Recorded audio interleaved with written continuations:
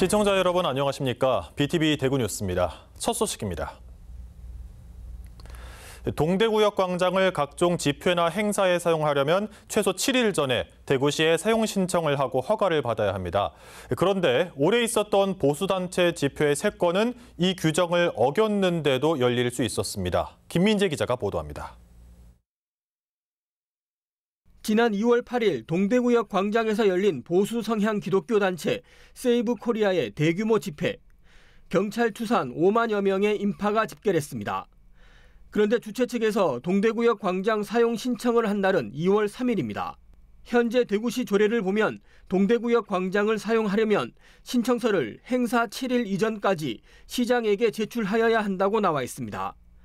다만 국가나 지자체가 주관하는 행사 등 공익을 위한 경우에는 예외로 하고 있습니다. 세이브 코리아는 행사일 5일 전에 신청했기 때문에 이를 허가해 준 건 조례 위반입니다. 2월과 5월에 열린 다른 보수단체의 행사 역시 조례상 기한을 지키지 않았습니다. 국회 행정안전위의 대구시 국정감사에서 나온 지적입니다. 조례를 그러면 대구시 조례를 왜 만들었냐고요, 시장님. 안 지킬 조례. 무엇으로 만들어 둔 겁니까? 조례를 어겼으면 조치를 취해야 되는 거 아니에요? 그것도 한두 번도 아닌데? 극우단체들에게만? 대구시는 집회의 자유를 보장해주기 위한 것이라고 해명했습니다. 통상적으로 7일 이전에 봤습니다만 저희가 집회 자유 관계로 유사 사례의 경우에도 7일 이내에 제출한 경우도 상당수 또 허가를 한 사례도 있습니다. 대구시는 특정 집회만 예외를 둔 건 아니라며 앞으로 조례가 잘 지켜질 수 있도록 하겠다고 답했습니다. 민주당 의원들은 재발 방지 대책을 마련해 보고해달라고 요구했습니다. BTV 뉴스 김민재입니다.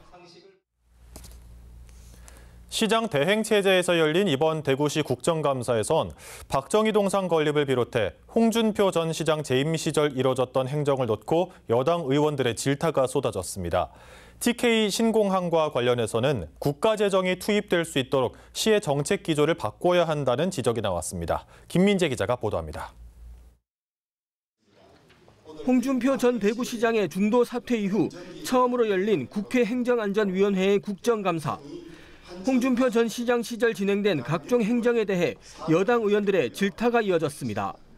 우선 추진 과정에서 큰 논란이 일었던 박정희 전 대통령 동상과 관련한 지적이 나왔습니다. 더 정말 이상한 게 첫 회의 때 주요 안건 중에 하나가 동상 훼손 방지 대책을 포함한 건립 방안 마련이었어요. 동상 만들기도 전에 훼손부터 걱정하고 있어요. 홍 전 시장 재임 당시 뉴미디어 담당관으로 채용된 측근을 자신의 퇴임 후에도 계속 근무할 수 있도록 다시 채용한 비리 의혹도 도마 위에 올랐습니다. 이게 미디어 팀장이면 언론에 대한 이해나 이런 거를 주로 물어야 되는데 예의와 품성인가요? 하여튼 용모인가요? 이런 걸 주로 물었고 지금 2등, 3등, 3등, 4등의 점수 차이는 7.8점인데 1등 지금 선발된 사람이죠. 미디어 팀장하고 2등의 점수 차이는 무려 43점이 나온다. 이 부분은 수사와 지금 감사 중에 있습니다. 정보합동감사. 그 결과에 그 행정안전부의 정보합동감사에 이 부분을 보고 갔습니다. 홍 전 시장 재임 이후 시민단체를 상대로 한 고소 고발이 이어졌고 각종 정보 공개 청구권을 불허한 점에 대한 질타도 이어졌습니다. 일단 비공개 처리를 하고 그다음에 소송으로 가는 게 관행이 되어버렸어요. 관사 리모델링 비용, 공무원 골프대회 예산 이거 다 소송 가서 패소하셨죠? 네, 그렇게 알고 있습니다. 예. 공개 대상 정보인 거 알면서도 공무원 골프대회 예산은 수차례 의도적으로 비공개 처리를 했고 그 결과 손해배상금 지급까지 판결이 나왔습니다. 그 배상금 당연히 대구 시민의 혈세로 나갔죠. 대구시가 법무법인 준표입니까, 대행님? TK 신공항 건설에 국비 지원을 촉구하며 대구시의 행정기조 전환을 요구하는 목소리도 나왔습니다. 국민의힘 주호영 의원은 TK 신공항은 국가시설이라며 대구시 재정이 들어가는 기부대 양여 방식의 한계를 지적하고 국가 지원이 필요하다고 주문했습니다. 전투비행단의 이전이고 지방자치단체 힘으로서는 한계에 부딪혔다는 것을 잘 알지를 못하는 것 같아요. 그래서 저는 이것을 답답하면 너희들이 옮겨줘라. 이건 알박기라고 생각을 하고 그다음에 국가시설을 지방자치단체에 떠넘기는 갑질이라고 생각합니다. 이 알박기 갑질이에요. 이 본질을 잘 설명해서 중앙정부를 설득하도록 하세요. 네, 대통령께서 지난 금요일 날 국가 재정에 대한 말씀을 주셔서 빨리 후속 대책을 세워서 대통령실과 조속히 이 문제에 대해서 좀 협의해 나가겠습니다. 이 밖에 110억 원을 들여 추진하고 있는 신천 프로포즈 사업과 과도한 예산 2월 문제 등도 도마 위에 올랐습니다. 특히 정권이 교체될 때마다 취수원이 구미 해평취수원에서 안동댐, 다시 해평취수원 검토 등으로 변경되는 것에 대한 질타도 이어졌습니다. BTV 뉴스 김민재입니다. 중부내륙고속도로 지선 하부도로에서 출퇴근 시간 교통 혼잡이 발생하고 있다는 소식 전해드렸는데요. 운전자들 사이에서 이 도로의 통행 체계를 개선해야 한다는 목소리가 높아지고 있습니다. 경찰도 불편을 해소하기 위해 고심하고 있는데요. 최선의 대안은 무엇인지 천혜열 기자가 취재했습니다. 경찰이 달서구 월암동 중부내륙고속도로 지선 하부도로에 대해 교통량을 측정해본 결과 평일 오전 7시부터 8시까지 1시간 동안 총 3개 암구로 1,735대가 통과한 것으로 집계됐습니다. 차량이 가장 많이 몰리는 동쪽 통로의 경우 성서산업단지 방향으로 900대가 지나갈 동안 반대 방향으로는 단 3대만 통로를 통과할 수 있었습니다. 서쪽으로 200여 미터 떨어진 곳에 있는 또 다른 통로는 산단 방향으로 572대가 빠져나갈 동안 반대 방향으로는 20대가 지나갔습니다. 하부 도로의 폭이 4.5m에 불과해 차량이 서로 교행이 안 되기 때문에 일어나는 현상입니다. 통로를 넓히는 게 이런 불편을 해소할 수 있는 가장 쉬운 방법처럼 보이지만 이게 결코 쉬운 일이 아니라는 것이 도로공사 측의 설명입니다. 통로가 사실 알다시피 도로 밑을 지나니까 그걸 확장하려면 도로를 전면 재보수를 해야 되다 보니까 엄청 대형 이제 그런 공사가 될 것이고 예산 부분도 있고 또 그게 이제 타당성 여부도 있어야 되고 하니까 여러 가지로 이제 또 검토돼야 될 뭐 그런 일련의 과정들이 있는데 운전자들 사이에서는 통로 확장이 어렵다면 대안으로 일방 통행으로 지정하자는 말도 나옵니다. 그 시간대별로 일방 통행을 하면 민원이 제일 적게 들어올 것 같습니다. 이게 신호를 만들어서 하기도 힘들고 다시 이렇게 통로를 더 크게 넓히기도 힘든 상황이니까 반대로 이 통로가 지름길로 활용되고 있는 만큼 일방 통행으로 지정한다면 같은 시간대 인근 도로의 혼잡이 가중될 것이라며 부정적인 의견을 내는 운전자도 있습니다. 일방 통행하면 밀리가 안 됩니다. 출근도 힘들고 퇴근도 힘들고 딴 쪽으로는 전부 분산될 거 아닙니까? 하면 더 밀리지. 경찰은 고심 끝에 이 도로를 일방 통행으로 지정하는 방안을 검토하고 있습니다. 도로로 활용할 수 있는 하부도로가 인근에 두 곳 더 있다 보니 가능한 대안입니다. 경찰에서는 일방 통행 체계를 좀 만들어 보고자 노력을 하고 있고요. 주변에 연계된 도로에 대해서는 대구시와 구청 이런 도로관리청의 그 예산 확보를 통해서 우리 주민들이 안전하고 좀 쾌적한 도로 환경을 이용할 수 있게끔 하는 게 제일 우선이라고 생각합니다. 네. 다만 경찰은 지난 8월 19일부터 한 달 동안 시행한 일방 통행 지정 검토를 위한 설문조사에서 운전자들의 참여율이 저조했다며 고속도로 하부도로의 원활한 교통 질서 유지를 위해 시민 모두의 관심이 필요하다고 밝혔습니다. BTV 뉴스 천혜열입니다. 안전사고에 노출될 위험이 큰 어린이들은 무엇보다 경험과 습관을 만들어주는 게 중요한데요. 특히 눈높이에 맞는 체험형 교육이 효과가 크다고 합니다. 남구청이 시민단체와 함께 어린이 안전 캠프를 열었는데 이 현장을 우성문 기자가 다녀왔습니다. 신호등에 녹색불이 들어오자 손을 들고 횡단보도를 건너는 아이들. 가스밸브도 직접 잠가보고 감염병 예방을 위해 반드시 손을 깨끗이 씻어야 한다는 선생님의 설명도 귀 기울여 듣습니다. 고사리 손으로 소화기를 잡고 불 끄기 체험도 하고 화재나 지진 발생 시 행동 요령도 익힙니다. 남구청과 대구 안전생활 실천 시민연합이 남구 어린이집 아동 약 1,000명을 대상으로 어린이 안전 캠프를 열었습니다. 안전사고 예방을 위해 어릴 때부터 안전교육을 지속적이고 반복적으로 시행하기 위한 겁니다. 안실령과 우리 중부 소방서와 함께 어린이들의 눈높이에 맞춘 다양한 분야의 안전 체험을 준비를 했습니다. 이번 이 캠프를 통해서 우리 아이들이 직접 안전 체험도 하고 또 안전에 대한 이 중요성을 깨닫고 안전을 습관화하는 소중한 시간이 되길 기대합니다. 우리나라 18세 미만 아동 수는 지속적으로 감소하고 있는데 아동 10만 명당 사망은 2019년 2.75명에서 2020년 2.83명으로 늘었고 2021년 2.41명까지 감소했지만 그 이후 다시 조금씩 늘었습니다. 안전 전문가들은 일상생활에서 일어날 수 있는 어린이 안전사고 예방을 위해서는 특히 어린이 눈높이에 맞는 체험 교육이 중요하다고 지적합니다. 아이들은 성인과 달리 위험에 대한 인지가 어렵고 또 발달 특성상 위험한 행동을 성인보다 훨씬 더 많이 하기 때문에 어렸을 때부터 안전교육에 좀 많이 노출되면 훨씬 더 안전한 습관이 빨리 형성되리라 생각됩니다. 남구는 어린이 안전교육에 대한 수요와 관심이 증대됨에 따라 앞으로 어린이 맞춤형 안전교육을 더욱 활성화할 방침입니다. BTV 뉴스 우성문입니다.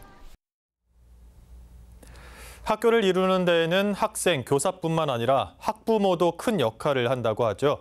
그 의미를 봉사로 직접 보여주는 학부모 모임이 있습니다. 2년 만에 벌써 300명이 넘었다는데요. 가족이 함께 학교를 만들어 나가는 봉사단을 이정목 기자가 전해드립니다. 회색빛 담장을 캔버스 삼아 엄마와 함께 동화 속에서 본 어린 왕자의 장미꽃을 정성스럽게 그려봅니다. 수업이 없는 주말 아침 늦잠에 유혹을 뿌리치고 꿈속에서나 만날 수 있는 어린 왕자를 친구들과 함께 직접 그려보니 왠지 모를 뿌듯함도 느껴집니다. 제가 다니는 학교에 제가 본 동화를 직접 그리니까 더 새롭고 좋았던 것 같아요. 학부모들로 구성된 개인교육 기부단의 벽화 그리기 봉사입니다. 지난 5월 구미 산동초등학교를 시작으로 이번 인덕중학교까지 벌써 6번째 벽화 그리기 학교로 이어졌습니다. 이제 우리 아이들이 같이 함께 할 수 있어서 너무 행복한 시간인 것 같고 이게 밝게 생활할 수 있을 것 같아서 너무 감사한 것 같아요. 단조롭고 삭막한 낡은 학교 담장이 생기 넘치는 예술 공간으로 재탄생하는 것을 넘어 학생 정서 함양과 환경 미화에도 큰 도움을 주고 있습니다.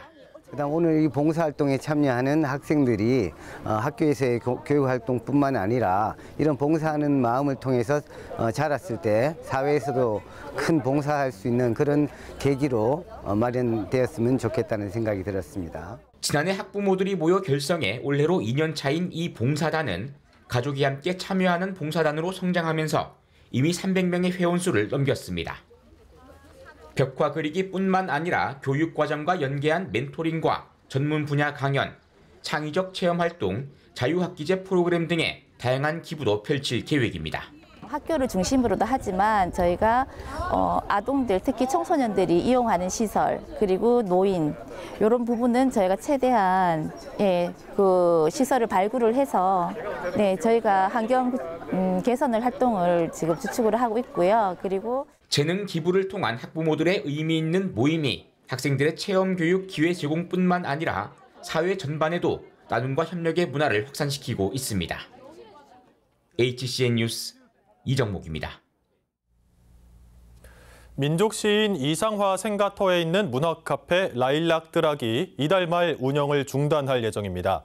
개인이 사재를 들여 이상화 시인의 삶과 독립정신이 깃든 공간으로 7년 동안 운영해왔는데 개인 차원에서 지속하는 데 한계가 있어 결국 매각 결정을 한 겁니다. 지자체가 매입해서 문화자원으로 활용하는 게 바람직하다는 목소리가 높지만 대구시나 중구청의 반응은 소극적입니다. 우성문 기자의 보도입니다. 민족시인 이상화 시인의 생가터에 자리 잡은 문화카페 라일락드락 1956. 마당 한가운데 있는 수령 200년이 넘은 라일락나무를 모티브로 이름을 붙였는데 이상화 시인의 삶과 독립정신이 깃든 공간입니다. 최근 문화유산 보존운동을 펼치는 비영리 민간단체 한국 내셔널 트러스트가 꼽은 제23회 이곳만은 지키자 전국 9개 문화유산 중 한 곳에 선정되기도 했습니다. 내셔널 트러스트는 라일락드락은 독립운동가 이상화의 채취가 묻어있는 공간으로 대구의 정체성과 직결된 자산이라며 대구시나 공공기관이 매입해 관리하면서 문화관광자원으로 활용할 것을 제안했습니다. 하지만 이 공간은 이달 말 운영을 중단합니다. 오랫동안 방치돼 있던 이곳을 사재를 털어 사들인 후 역사 스토리가 있는 문화공간으로 탈바꿈시킨 건도훈 대표가 운영난에 따라 급매물로 내놨기 때문입니다. 이 경영이 참 어려웠어요.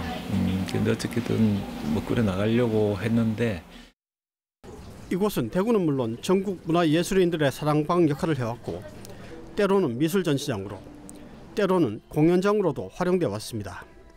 건 대표는 개인이 운영하기보다 지자체나 공공기관이 운영하길 바라지만 관할 중구청 반응은 회의적입니다. 이 일대가 재개발 지역에 포함돼 있어 구청이 매입을 할 경우 자칫 알박기 논란이 우려되고 이상화 고택을 별도로 관리하고 있어 생가터까지 보존할 필요가 있느냐는 겁니다. 이상화 시인이 1901년에 태어나서 32살 때까지 살던 곳인데 옛집은 이상화 시인이 이사가고 나서 없어지고 허물어졌어요. 그러다 보니까 옛집이 없다는 이유, 그래서 생가터만 있다는 이유, 그래서 고택은 있는데 굳이 생가터까지 살 필요가 있느냐. 대구시의회 육정미 의원도 시의회 본회의에서 대구시가 이상화 생가터를 매입해 문화유산으로 관리해야 한다고 주장했지만 대구시는 별 반응이 없습니다. 저는 한 번도 제 거라는 생각을 해본 적이 없습니다. 이게 언젠가는 대구 시민의 품으로 간다고 저는 믿었고요. 그래서 정성을 다했습니다. 이제 제가 힘이 붙여서 이 공간을 시민들 품으로 돌아갈 수 있도록 하는 게 제 바람인데 잘 됐으면 좋겠습니다. BTV 뉴스 무송문입니다.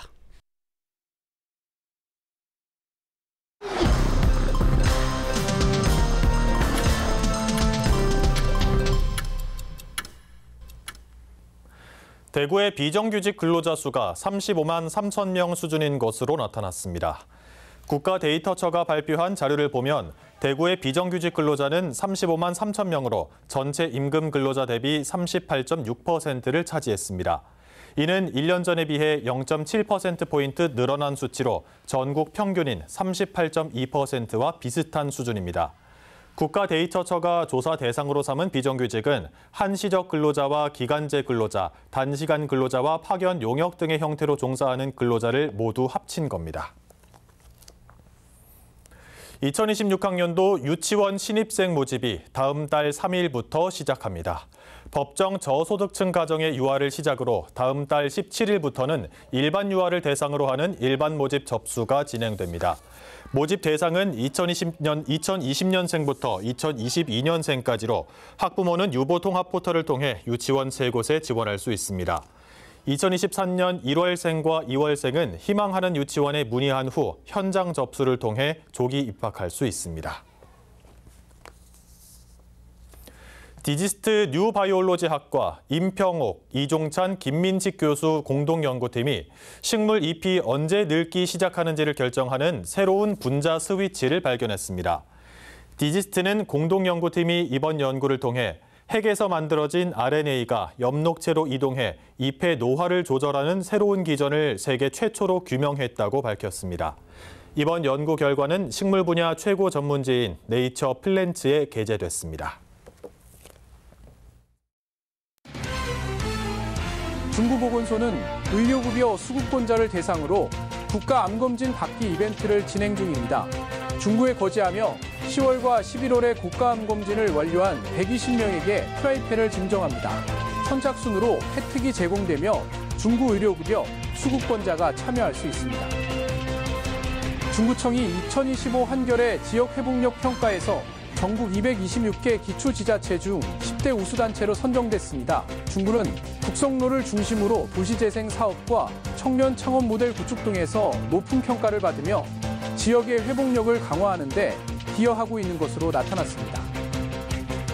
달성군 다사업의 다사광장이 제15회 대한민국 조경대상에서 공공부문 국토교통부 장관상을 수상하는 영광을 안았습니다. 이번 수상은 주민 참여를 바탕으로 지역 특성에 맞춘 설계가 높은 평가를 받은 결과로 나타났습니다. 이러한 노력에 결실을 맺어 수상하게 됐습니다.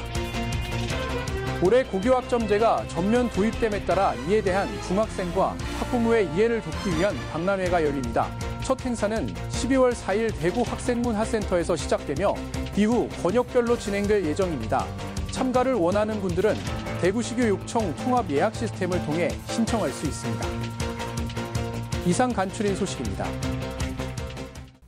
BTV 뉴스는 뉴스 홈페이지에서도 바로 시청하실 수 있습니다. 시청자 여러분의 많은 관심 바랍니다. 이상으로 뉴스를 마칩니다. 함께해 주신 여러분 감사합니다.